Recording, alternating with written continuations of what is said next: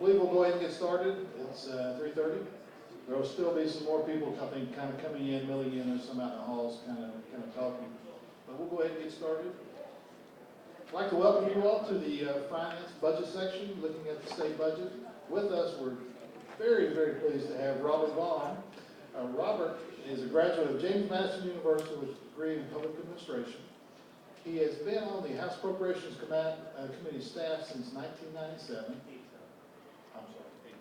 I'm sorry. You're right. Since 1987 and became staff director in October of 2000. As director of the House Appropriations Committee staff, he is responsible for 7 full-time professional staff with the responsibility for developing in-depth financial, budgetary, and policy recommendations on issues involving the state's biennial budget. Prior to becoming director, Robert served as the principal staff analyst for the subcommittees on compensation and retirement and on economic development. He has worked on fiscal and policy issues impacting the Virginia retirement system and on several economic development incentive grant proposals. We are glad to have Robert with us. I think this is the first time he's been here, giving us this perspective from House Appropriations staff director. And I know that we ought to feel very lucky. He's got a retreat beginning next week, and hopefully we'll get some insight prior to his retreat. And we'll thank Robert for being here with us. And turn it over to you. We're going to do Q&A at the end.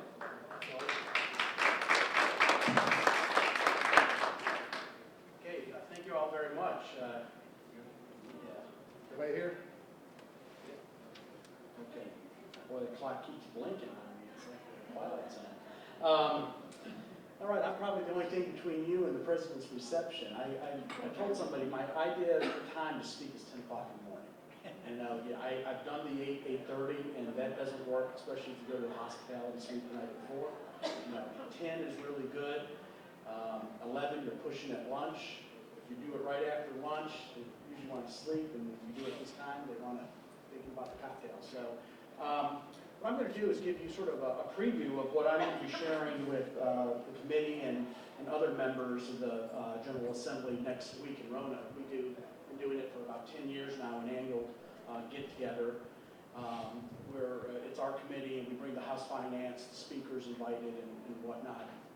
And we talk about a whole variety of issues that they're expected to be dealing with in the upcoming session. Of course, every year we deal with the budget, but in particular, going into an even session, we're dealing with the formation of the 2-year budget. And of course, what makes it unique going into this session, as it is every 4 years, is that we're going to have a new governor. And in this case, it's a governor of a different party than of the House. So, it's going to be a learning curve, I suspect, on his part. The House has been in place, its leadership and the committee leadership, even though we're losing Delegate Putney. The team of what we call budget conferees are still there, Delegate Landis, Delegate Cox, Delegate Jones. So I'm real confident in our ability. So let's talk a little about the economy, because the budget, after all, it comes together once we sort of get a sense of the economic picture. And so when we look at the economy nationally, and everything sort of drives off the national, if you will, our models do, what we're seeing is a very uneven growth pattern in the U.S. economy. Nationally, our unemployment rate is at 7.3. While that's down from a year ago, it's only down not even 1%. When you look at companies, we're seeing that the Dow is doing very, very well. Stock prices are very high, record profits. Okay, but look at the revenues on the other hand. The revenues may only be growing about 3%. Profits are growing a lot greater. And why is that? Well, both are probably coming at the expense of jobs and wage increases. You're just not seeing employee wage advances that you would otherwise see in an economy that's 4 years out from the recession. And clearly at the rate of growth, and we'll touch on the job growth in some slides to come. But again, another reason that they continue to hoard cash is that they're very concerned about overall policy of Washington. We see that very first foremost here in Virginia with a lot of our companies that are defense related, and I think there's a major chilling effect. We'll touch on that. But when you look at business investment in America, it's about 1/3 below the average of previous recoveries. So, this recovery, we never got a bounce, unlike other recoveries where you tend to see a spike. This has been a very, very shallow recovery. Manufacturing, while it is remained above 50, there are some weaknesses. Exports have slowed down. They were a big bright spot. Consumers, they spend cautiously. Auto has done well, but a lot of that is just replacing the fleet, if you will. And while the housing, sector, we all celebrate when we see, sales are up. I think you got to look behind a lot of those numbers that concern me. 20% of mortgages are still underwater. Okay, that's not good. If you look at the activity of buying, a lot of the properties have been short sale and distressed. A lot of the purchasers have been investors buying them to fix them up, to either flip them or rent them. I think in August alone, it was 50% of all home sales were cash, which means it was probably an investor buying them. With rising mortgage rates, expect a dampening of that. In today's USA Today, the National Association of Realtors are predicting that perhaps by 2018, housing values in America get back to its peak. That was in 2007. So, we're talking 10 and 11 years. This is a problem. What I want to do is I'm going to go over a series of slides dealing with GDP, GDP, gross domestic product. What we're going to do is start with this one here, which is just going back until 2008. So you can see where GDP had gone negative, and then as we came out of the recession, we started to grow. But if you look at that, the growth pattern, and if you were to talk to any economist, anybody from the Federal Reserve, they would tell you that in coming out of a recession, you should have seen GDP much more stronger than what we're seeing. We just got the third quarter last week. Now that's the advance. There are going to be 2 more updates, so whether or not the 2.8% holds up. Clearly that was a much faster than most economists anticipated, but for the year we're still only at about a 2%.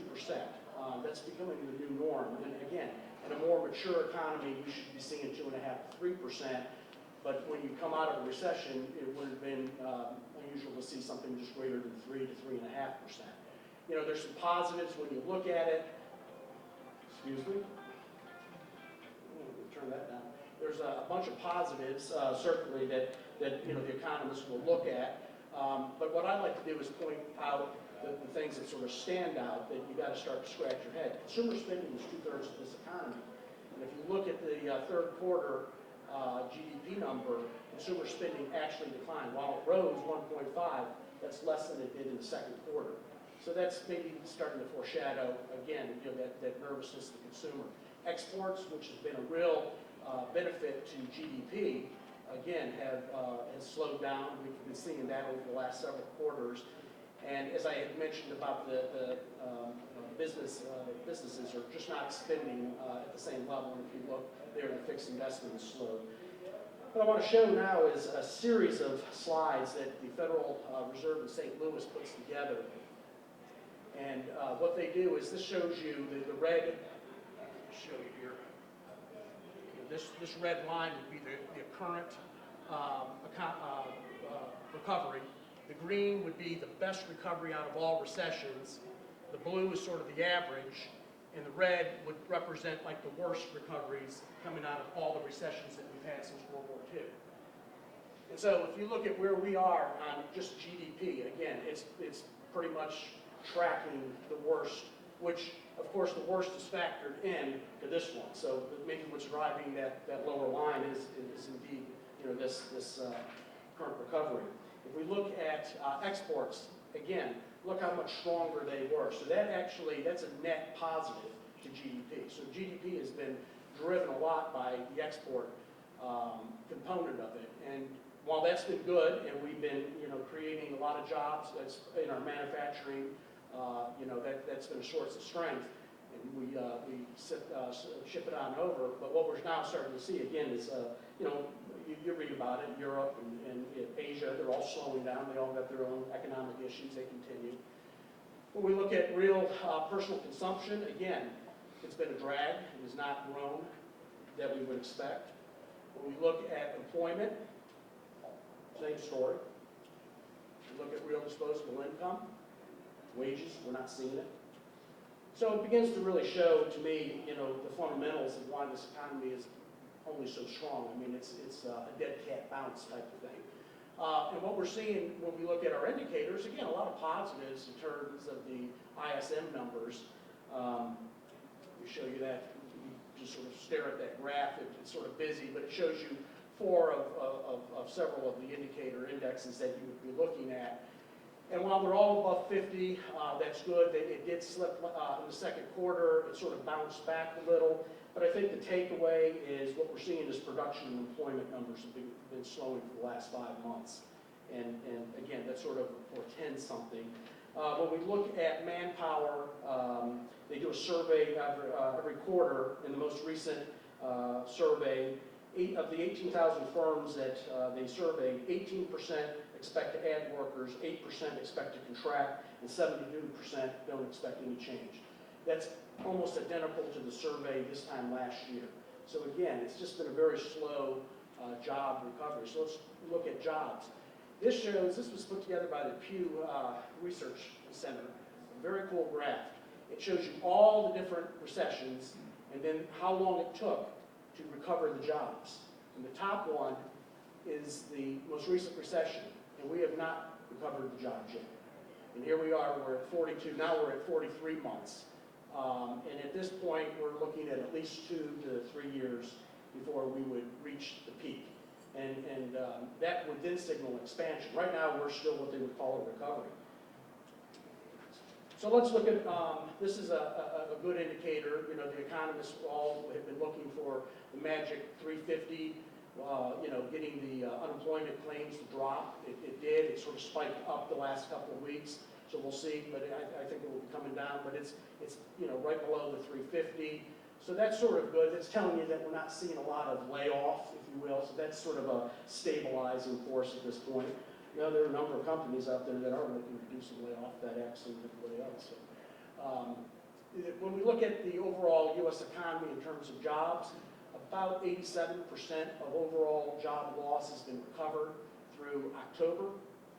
We've averaged since the trough about 164,000 jobs.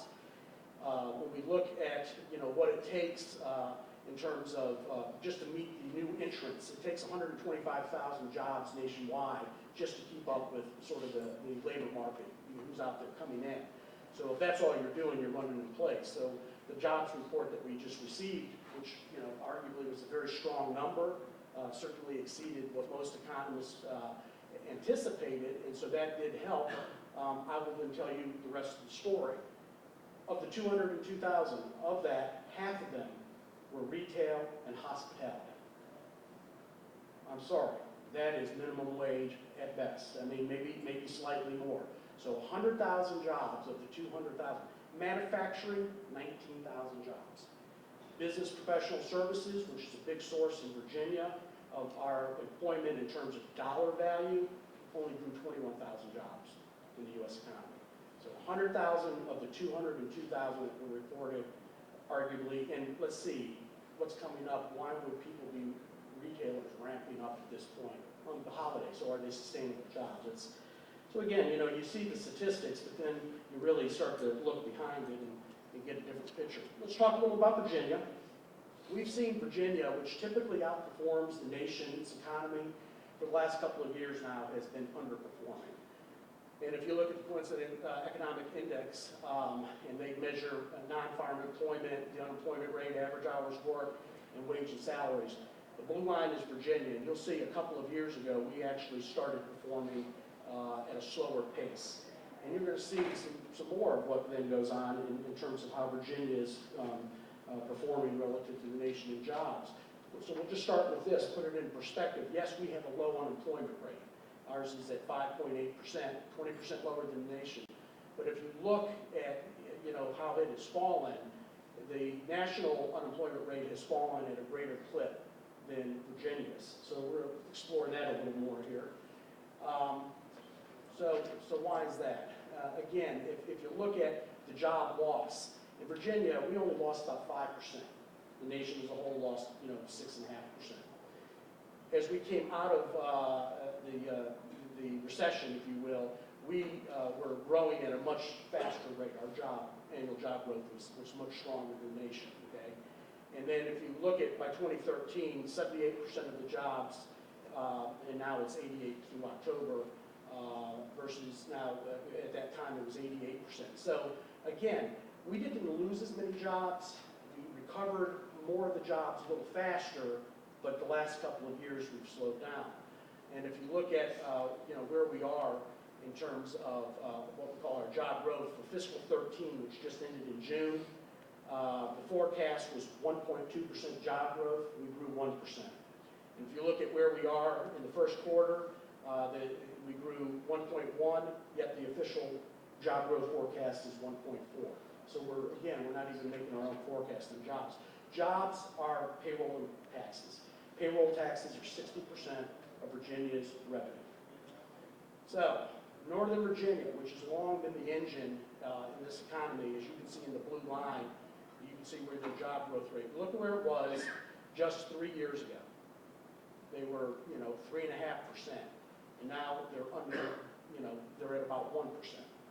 So they're growing at a third of the rate that they typically. If you look at historically back at Northern Virginia, 50 to 60% of jobs in this state have come out of Northern Virginia, and the salary average is disproportionately higher. Just to put it in perspective, in terms of income tax collections in this state, 40 to 45% of all income taxes are collected out of Northern Virginia. So again, they're growing slower, and this is the other scary part. What did I tell you about the nation? Half the jobs were retail and leisure and hospitality. What was our big driver last year? Leisure and hospitality. Not professional and business services, which is one of the highest paid sectors. So while business, it's 18% of our jobs, again, since the recession, it drove a lot of our job growth. Northern Virginia and Hampton Roads. There's a story there too. But let's look at what's been happening. Again, it's at much lower rates. It's all about the federal government. And I think there's been a great chilling effect over the last 2 to 3 years. I mean, every year, I'm on the board of economists, and it's Groundhog's Day. Here we are, we're having another discussion, and what is the big gorilla in the room? It's the uncertainty of Congress and the president to meet a long-term fiscal plan. And why is that important in Virginia? Because we are the most dependent on federal dollars, especially in defense. Okay? So we are the greatest impacted state. And if you look at, again, total jobs is the blue line, the black line is leisure and hospitality, and then the red line is professional and business services. Look at where they were just a couple of years ago, nearly 4%, and now look at it, 0.5%. And it's telling the story. It's telling why our payroll withholding is growing at 3% instead of 5.5%. Because, again, leisure and hospitality just doesn't pay the same. When we look at by region, the only region that seems to be doing well on professional and business services is Hampton Roads. Probably a couple of reasons. One is their concentration on defense is a little different than in Northern Virginia. They have a lot more uniform service. Uniform service was pretty much excluded from the cuts. The other is you do have Newport News ship, and the contract's the pig in the python. And so they've been building, the aircraft carriers, the submarines, the attack submarines. So they've been fairly stable. The ports are another reason. The ports of Hampton Roads have had an amazing recovery over the last couple of years, despite what you might have read in the paper about their performance. They're actually doing very well. So again, the maritime industry, big employer, all the services that are associated with the maritime industry. But if you look at Northern Virginia and Richmond, again, Northern Virginia is in blue and Richmond is in red, and you can see, that Northern Virginia is actually gone negative. So, again, as we can put it into perspective and say, well, but we're on 5.8%. It's the 13th lowest, and then if you throw all the states out that don't have 1 million people, we're 8th. But I can tell you, we've been slipping, and if you look at where Northern Virginia is, it currently ranks. I think we have a slide. There you go. We're better. We're just slightly better than Detroit. In Northern Virginia, and that again had not been the case several years ago. So, consumer sentiment. Well, in a good economy, your reading should be around 90%. You see, this is the Michigan survey. The most recent reading, we're at 73%. Okay, we've got a long ways to go. So I would say that when you look at consumer confidence, clearly, I continue to point to this morass going on up in Washington. It does have a sullying effect on consumers. Will it be a happy holiday season? Depends who you ask. If you look at shopper, and this is important for you all because you get sales tax just like the state, and sales tax is not performing to our forecast. That's going to be one of the sources that we're going to adjust downward. But if you look at Shopper Track's outlook, they're calling for around 2.5%, which would be less than last year. If you look at the National Retail Federation, they're a little more optimistic at about 3.5%. That's probably slightly less than last year, but not by much. I think last year was closer to 4%. The one positive is lower gas prices. If you look at where we were a year ago, we're down 40 cents. These are national prices now. And actually, I think the current average last week is even lower than 334. I think it's somewhere around 320 something. Clearly, though, consumers are very sensitive. If that 350 gets hit again, they tend to pull back. It's what I call the Denny's effect. If the guy pulls in on a Friday night after getting his paycheck with his Ford F-150, he fills it up, and it's costing them $15 or $20 more a tank, they're not going to Denny's that night. If they don't go to Denny's that night, Denny doesn't need people to work there, and they don't need all that food. And it's a rippling effect, but it just shows you how discretionary, say, going out to eat can be with the consumer, and gas prices hit probably quicker on a lot of that type of spending. Again, the irony is the retail sales, despite all that, at least it's performing, where there's sort of this disconnect. On the retail sales versus what we're seeing. My guess is some of it is pricing. We're not, the pricing isn't there, and tax revenues tied to price of the value. So let's talk about the general fund and how we finished. In August, Governor McDonald presented to the money committees that we had finished the year. Our total revenue collections were 5.3. That was clearly above forecast, but I think you have to really look at what drove those sources. So the $264 million, that's just a graphic of where we were versus the forecast. But let's look at it here. Okay, non-withholding accounted for 290 of the 264. And you say, wow, then 290 is greater than 264 because we have negatives too. Non-withholding is a very volatile source. It is becoming like corporate. In some respects, it's more difficult than corporate. Because corporate, you can look at quarterly earnings and get a pretty good sense of what corporate America is doing. S&P, you can find out how many, each quarter when they come in, they scale it. They say, for the most recent, 68% of the S&P had already beaten the rest of them. So I can get a pretty good sense between corporate collection and what the S&P is telling me, and I probably walk away saying corporate profits are doing well. I can't tell you on estimated payments because of who the filers are. They vary. They could be retirees with dividend income.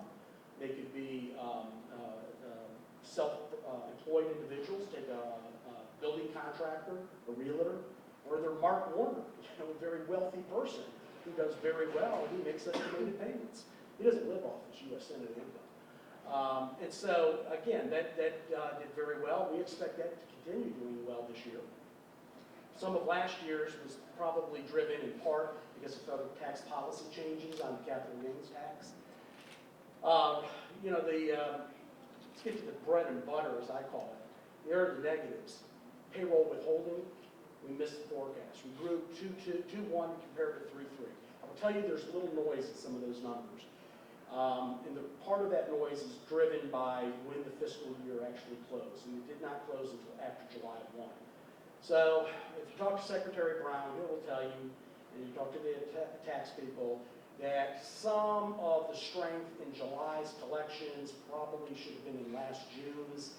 So maybe the 2.1 wasn't 2.1, maybe it was 2.7.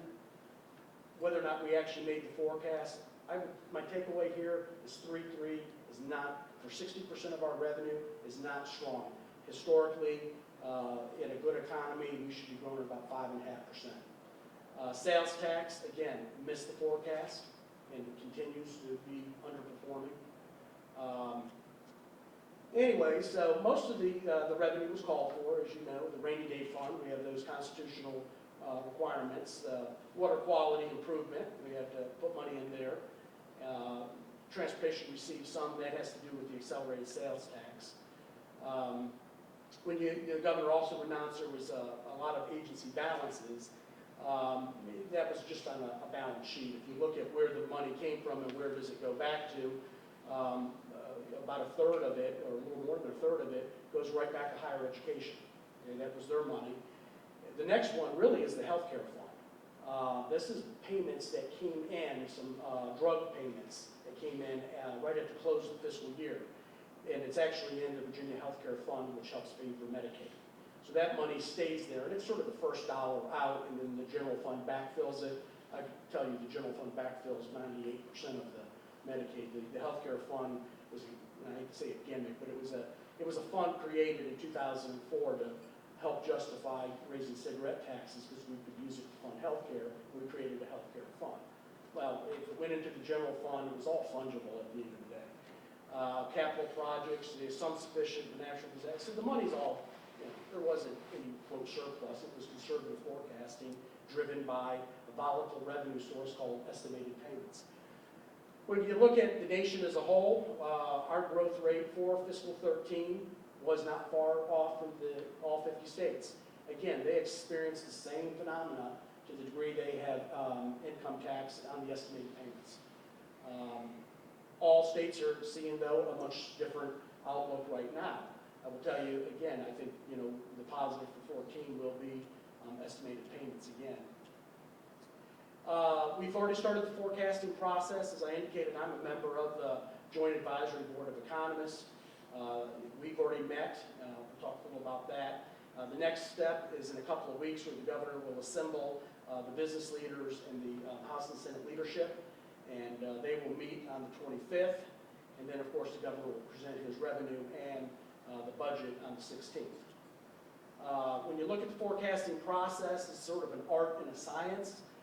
Some of the elements are sort of driven by inputs, if you will, and we of course go off of Global Insight.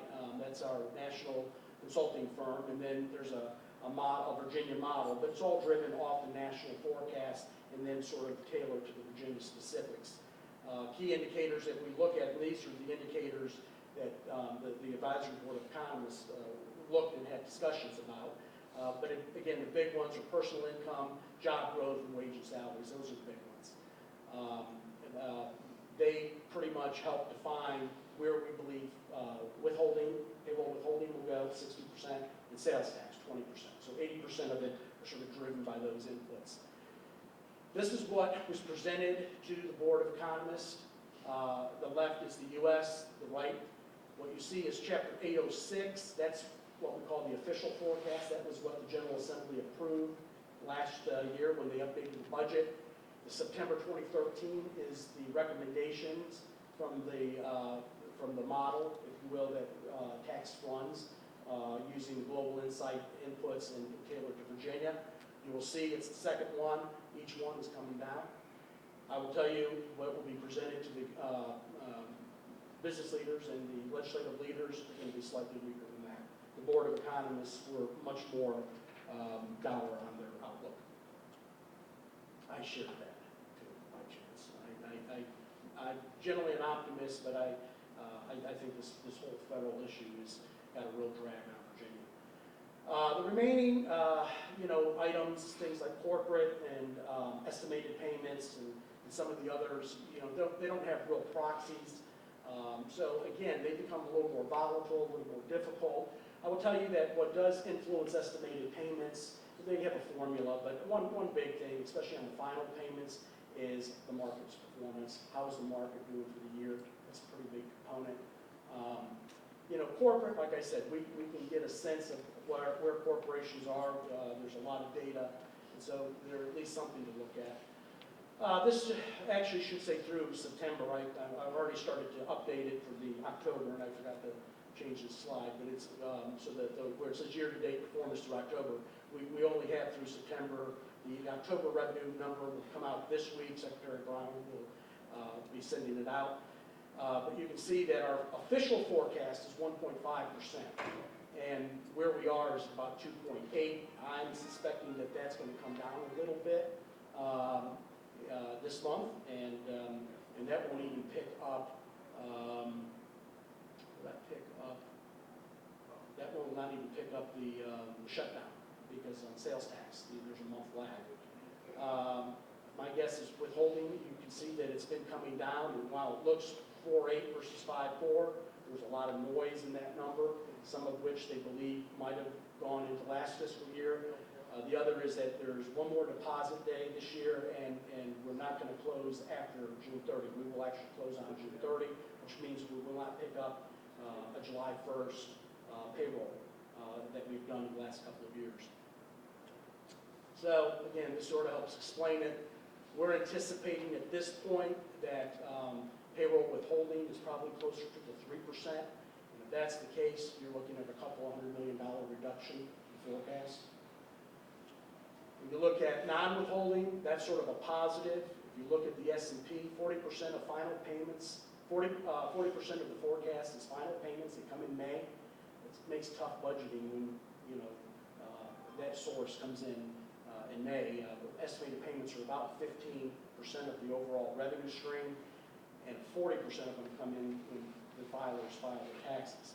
But we can tell you that the S&P is up 24% right now, so that's going to suggest that these payments are going to be better. Taxpayers are on what we call autopilot. They can operate under safe harbor rules. We really won't get a good snapshot until perhaps January, when they have to make those payments, and they get themselves lined up for the final payments in May. But at this point, with the market doing so well, it's assumed that there'll be some capital gains. Sales tax, not doing well. Right now, I can see that coming down $100 million. We're going to have to backfill part of that for the school age population piece. But if ours is coming down 100 or so million, you can just think collectively what local governments are going to come down under 1%. Corporate, that's been strong, so we anticipate maybe an upward adjustment there. Bottom line, my guess is that the forecast for this year will probably still be in that 1.5%. That's where it is. Maybe a little greater. I'm anxious to see where they put it. Unfortunately, the burden that they carry is what will drive that number will be the estimated payments, the final payments. And the next snapshot they don't get until January.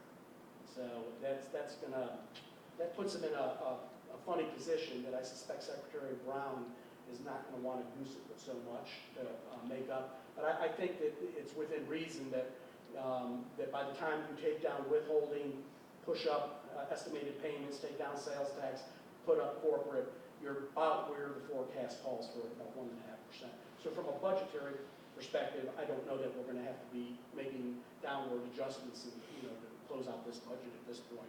Plus, we have some anticipated budget savings. As we go forward, at this point, I'm estimating a forecast of somewhere in the 4 to 4.25% on average. And part of that is, if you just look at where payroll withholding is, it's anticipated to be somewhere in the low 3s. Corporate, we'd expect to continue to do well. So, again, for 15, it may be more like 3.7, 3.8. But for the biennium, I suspect on average it'll be somewhere around 4%, which is pretty much what we did this 2-year period. It's why I keep saying it's Groundhog's Day. Nothing's changing, And what really, this is sort of where the forecast is. The red line shows you the historical average, which would be about 6%. So you can see how anemic we have been in this whole recovery. So let's talk a little about the budget. That's also being developed at this point. They're going through what they call the based adjustments. My staff is looking at the same thing. So we got to annualize some things like the pay raise. We only funded 11 months, so we got to add another one more month into all the agencies' budgets. We opened up a new prison in October. That was only 9 months, so we got to fund VOC for 12 months, so we got to add more to their, it's those type of base adjustments that you're doing. We pull out the rainy day fund monies, because those are, going to be taken care of. So then, what we're looking at is what are the mandatory and statutory drivers: Medicaid, K-12, VRS. Those are the three big ones. Here, giving you a sense of, right now, what we're looking at is $1.6 billion over the 2 year, just on the gotta do's. And we haven't even looked at some of the other high priority things. It's going to be tight. I will say 15 will be the tighter of the two. Here are some of that select high priority. Easily can get up to another 100 there. So you're at about 1.7. I don't know if we have debt service in there yet. Probably waiting for that number. VRS. All right. What you see here is, we got to phase this in. And here are the rates. Okay, the middle column will be the rate phased in for state employees, but for you all, teachers would be the important one. Okay. What the board certified rate is, what is the full rate, not the phased-in rate. Remember, the General Assembly passed legislation that said over a 3 biennial period, we could phase in, but by the end of the 6th year, we have to be at 100% of the board certified rates. So I would just point to that as people say, well, gee, maybe the economy will do better. Maybe, well, if so, then maybe we should fund more of that rate, because that rate is just a big gorilla that we know we have 4 more years to get to 100%. And, talk about Medicaid expansion or whatever you want, when you know that you got to continue to fund that. And if you look at, I don't know if I have that number. Yeah, you can see the difference there. I mean, if we went and fully funded the board rate, we'd have to put twice the amount of money in. So, anyways, rainy day. The governor did ask state agencies to submit 2% and 4% reduction plans as a contingency as he builds his budget. And again, at this point, this will be our 6th year below trend. We don't see it. And if you look at the grand bargain, so that never happened, what we did is they kicked the can down the road 90 to 120 days. So we're going to relive this again, which if you're in Northern Virginia or in Tidewater, and you're either a federal employee or a contractor who's contracts with the federal government, you're sitting there saying, oh my God, they're supposed to come up with a deal in December, and then they may shut down government again. I mean, how holiday, happy Christmas can you get, going into that year? And so, because of that, and the anticipation is whatever they come up with in December, January, will be another short-term fix, get them through the mid-year election. So I'll be here next year, and I'll tell you, here we go again. We're right back at it. Remember, it was 2-3 years ago where they had the big select committee, and they're the ones who came up with the sequestration. Remember, if they couldn't come up with the grand bargain, sequestration went into effect. Sequestration went into effect. So, and what's going to happen in real terms? I suspect they're going to give some flexibility on sequestration. I think they're going to loosen the rules up for some of the agencies, especially defense, and give defense a lot more latitude. I could see more of a BRAC process coming out of defense, which we could be very vulnerable because we're got a lot of military installations, though Virginia has done well in previous BRAC attempts. So I think I'm ahead of schedule. Wow, you guys are going to be able to go and put on cologne, and the ladies can freshen up and then have a drink. But I'll take questions.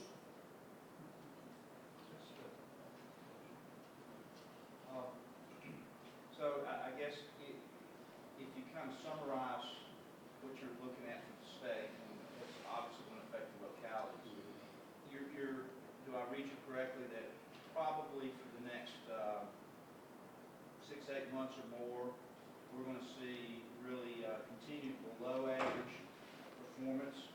Next 2 years. Next 2 years for sure, but it almost looks like some of your numbers for the next 6 or 8 months, it may even be below those numbers. Is that correct? Yeah,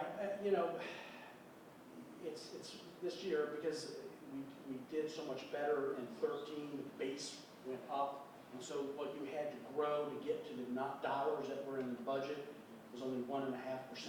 The real forecast was like 4%.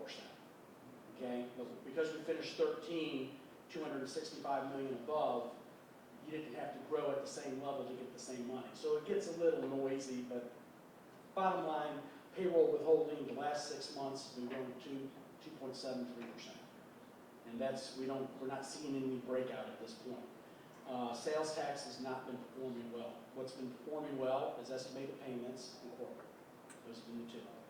I know looking at our sales tax revenues, we're not seeing any real substantial growth at all. You know, that's going to come down, that forecast. And we're going to have to put money into the education budget for 14. Because remember, the sales tax is the first dollar in the state in the funding. You know, whatever the cost of education is, you put in 1 penny, 1 and 1/8 or whatever it is, and that gets distributed based on school age population. And then everything else on the average is split 55-45. So when I take down on a proportional basis the sales tax number for public education, I got to backfill, let's just say it's $10. I got to put $5.50 back in to make up for it. The local governments theoretically have to put the other $4.50 in. So that's, you know, to make education whole. Yes, sir. You did mention the end of quantitative easing here. Mhm. Seems like every few months they're talking about ending that program, and it seems that just that program has helped us sustain this modest growth that we've had. Have you factored that into your biennial forecast at all? No, I mean, on the little housing bullet, bullet that I did, I told you that, you know, to me, the housing market probably, the recovery hasn't been as strong as some people like to herald it, and interest rates are going up. Why are they going up? It's quantitative easing is being tapered, and once that tapering is it pushes up the rates. So that's the function. That's what QE has been doing. It's been keeping our cost of borrowing, especially long-term rates, lower. We'll see. You know, I think a lot of economists are divided. They don't expect anything to happen until the spring. And, you know, a lot of events between now and March could take place dealing with the federal budget. I'm not too sure they're willing to pull that plug if Congress kicks the can down the road. But it's going to, again, we're going to see a slowdown in the housing. What recovery we were seeing, already refis have dropped tremendously. Look at the number of banks that have been laying off employees that have all been involved in the refinancing. So we're already seeing the effects. You know, part of it is, you know, if you haven't refinanced, most people probably have, but you got to remember 20% of mortgages are underwater. I mean, you can't even refinance if you're underwater. You don't meet all the criteria. So, I mean, the housing, I think there's a bigger issue in housing than most people will realize. You know, if you're in a large home that's over the jumbo rate, jumbo price, it's a non-conforming loan. A lot of houses out there just sitting. Banks aren't going to finance them. And, you know, those are probably the ones that are underwater the most. I mean, you can get steals if you want to, you know, if you always wanted a big home that was $1 million, you could probably pick it up for $600,000 now. You know, what's done well is sort of the mid-price market. But again, a lot of that is a lot of institutional investors coming in and buying. If you look at housing starts, what's driving it? Multifamily. Now, that's all gets picked up. You all know that. And at the local, you issue the permit. It's residential, but it's an apartment. Seen a lot of it. Now, as rates go up, that helps the housing market. You know, but you got, you know, consumer apathy towards housing right now. I mean, there are a lot of, especially younger kids. Why do I saw what happened to my parents. Why do I want to get into a house? I think I like this rental idea for a while. And those who want a yard, that's what I'm saying. If you're an investor, you're going out there and you're buying in some pretty nice neighborhoods, you know, 1,800 square foot homes, and you can rent them for about what you could get a 2 or 3 bedroom apartment for.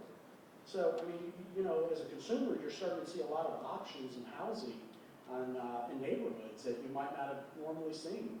And as prices appreciate, that investor will flip the property and make a nice little profit. But he's going to have great cash flow. I mean, just, you know, do the financing deal on a $200,000 house. You know, he'll get his rent and then some. Anything else? Any other questions? Yes, sir. Well, I guess the reduction in military spending or the threat of reduction in military spending, how are you factoring that in the forecast? But that's going to be driven by our jobs number, and if you look at, typically we would be seeing employment growth more at 2%, and we're here in the low 1%. So we're growing about half speed, and a lot of that is the chilling effect and the impact of defense cuts or the slowdown in defense spending. What about the sales taxes related to the people in the community who go out and spend money in these areas? Well, that's why sales tax is performing below forecast as well. I mean, it gets back to, consumers, jobs. We haven't seen the job growth in this recovery, and we haven't seen wage growth in this recovery. I mean, government employees is a good example. I mean, state employees got the first pay raise after 6 years, and private sector has not been so generous, and where they can be generous, they did so because they trimmed their workforce. Government tends not to trim the workforce as quickly for a variety of reasons. It's a little harder to turn a ship, especially if a lot of what we're doing are programs, to help people, police, fire, social services, health, you name it. It becomes very difficult at times to shed those jobs. Teachers got contracts, so, but clearly government employment has dropped.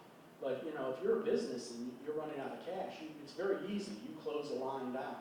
You don't sit there and say, I'm just going to keep stockpiling and hope to sell a product. But the private sector wage rates just haven't gone up that strong either. Another one. Yes. Is it highly likely that the General Assembly will fund the SOQ re-benchmarking? Yeah. We're waiting for 2 more pieces of that. Preliminary number is 350. We're waiting for ADM numbers and composite index change.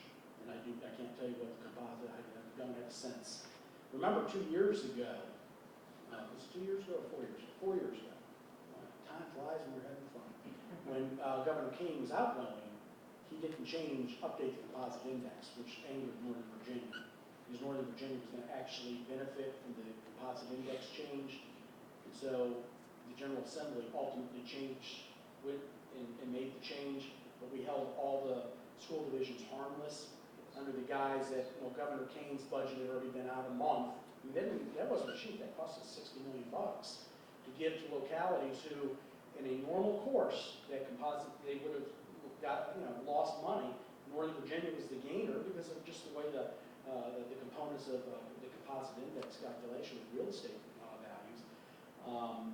But Northern Virginia had every right. They're saying, wow, we don't get the same value of dollar that everybody else. And so you're going to deny the composite index change when it would benefit us. So next time it goes down, can you just not do that either? And they were right. And I think a lot of the members, and it certainly made it easy when the committee, both committees said that we will do something harmless for that first year. But yeah, we'll at this point, I don't see anything changing. The 350 did not include the VRS number. That's another 100 and some, so 354. My guess it's about $500 million over 2 years. Yeah, you think they'll have the money to do that, though? Yeah, 15 becomes a real problem here.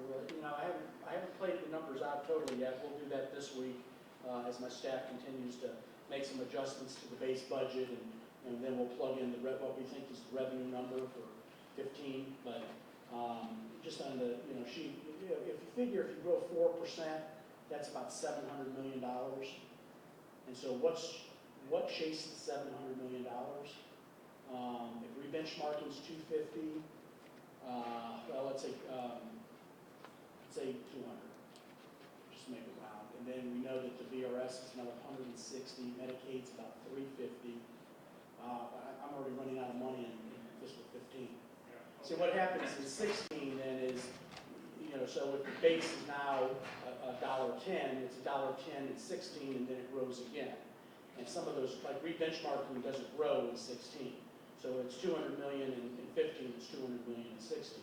Medicaid does have an increase because of inflation. VRS will be, if it's 100 and 50 million and 15, it's 150 million and 60.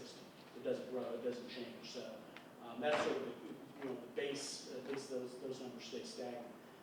Medicaid will. That's probably our biggest driver out there is Medicaid. CSA, we're not seeing a whole lot at this point. Foster care, we may have some increases.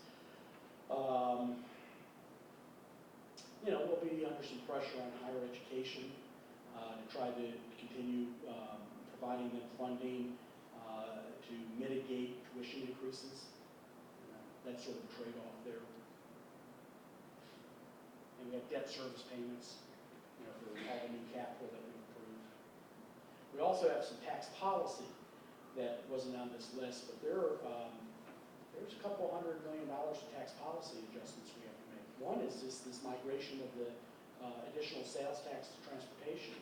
Over the 2-year period, that's going to cost us nearly $160 million in lost general fund revenues. It's about 50-some million in the first year and a little over 100 in the second year. So that comes right off the top of the revenue. And then we have some other tax policy dealing with manufacturers.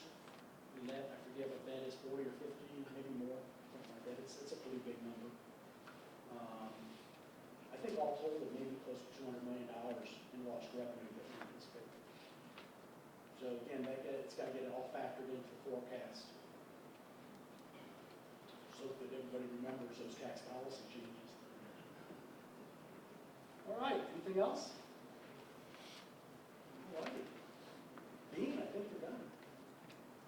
Yes, sir. I just had a question on I think you've already mentioned at least the unfunded teacher liability that all localities are going to have to assume on their books.